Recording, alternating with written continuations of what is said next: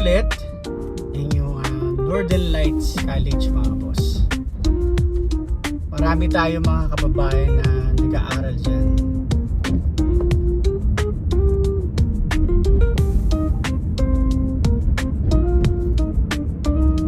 Dahan-dahan lang tayo. Ang speed lang dito ay 30.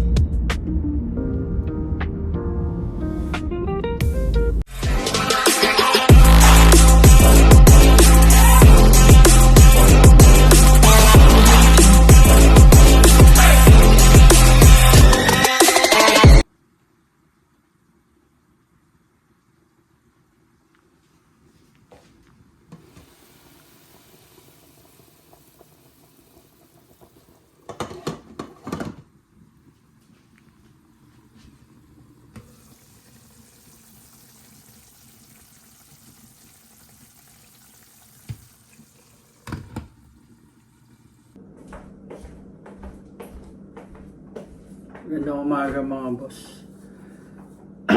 Nagluluto ko ng pambaon ng anak ko. Araw ng linggo ngayon dito at maaga ang pasok ko, alas 9. Parang kulang pa ako sa tulog, no? Late na kasi ako umuwi kagabi, mga bandang alas 11. Galing ako sa part-time. At alas 7 na umaga. Ang pasok ko alas 9, 7-11. At uwi ako alas 5 na. Maaga nga alis yung anak ko, mga bandang 3:30 daw. Pabalik na siya sa school. Kaya sabi ko, hindi na ako makakabalik mamaya ng 3:30. Alas 5 pa yung out ko. Kaya pinagluto ko na siya ngayon. Pambaon niya dun sa school.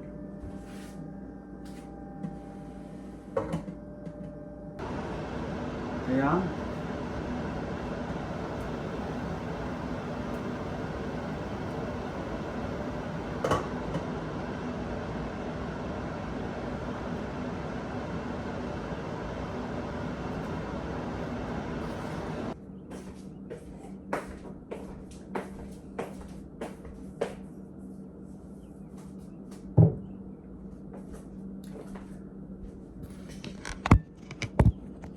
check ko yung aking luluto.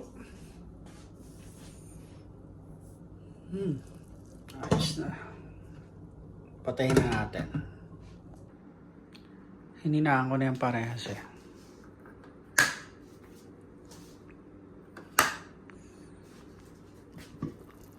Ayan.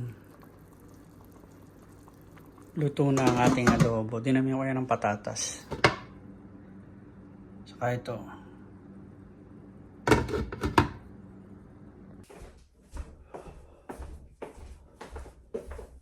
Okay na mga boss. Okay, pasok na sa 7-Eleven. Luto na ako. Ililipat niya na lang dito yan. Hinanda ko na yung kanin niya eh.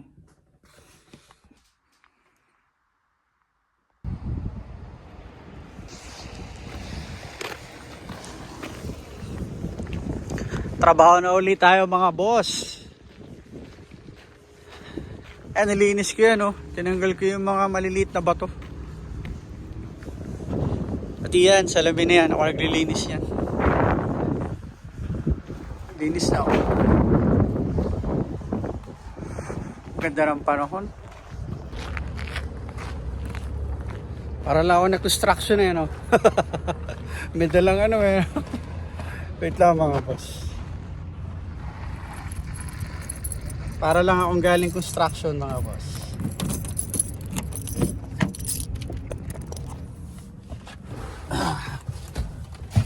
Ay nako.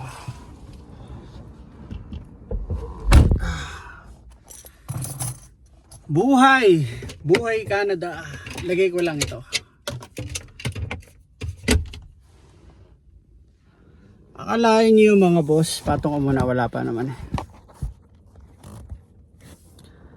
Dati binibigay lang nila sa akin 6 hours.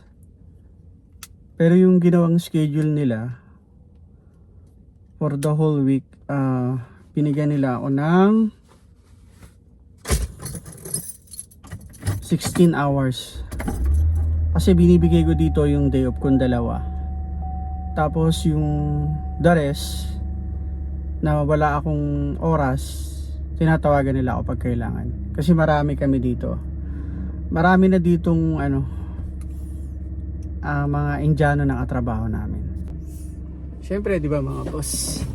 Lahat naman tinatanggap dyan. Kahit anong lahi ka pa. Di ba? Uwi na tayo. Gutom na ako. At tatapusin ko ngayong araw yung aking project sa aking kalapati, yung parang pintuan nila. Pag lumipad sila tapos papasok sila sa kulungan, ginawan ko sila ng pintuan na maliit. Dito tayo dumaan sa kanan, pakita ko sa inyo. Sa kaliwa, post office.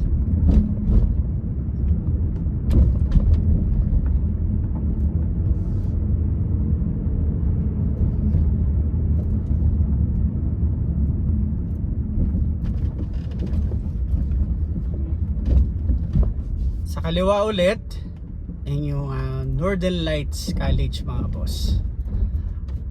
Marami tayong mga kababayan na nag-aaral dyan.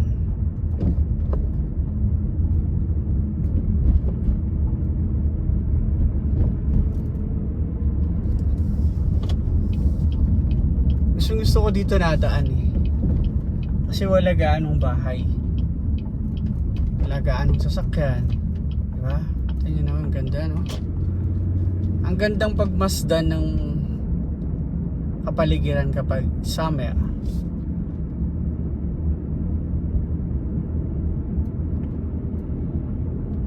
Yan, yung nagbabike sa kaliwa ko, Pilipino yan.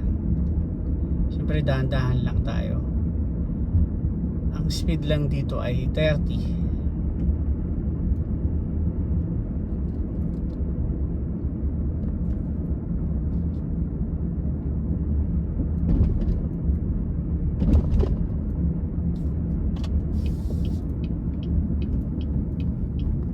Kaliwa tayo ulit.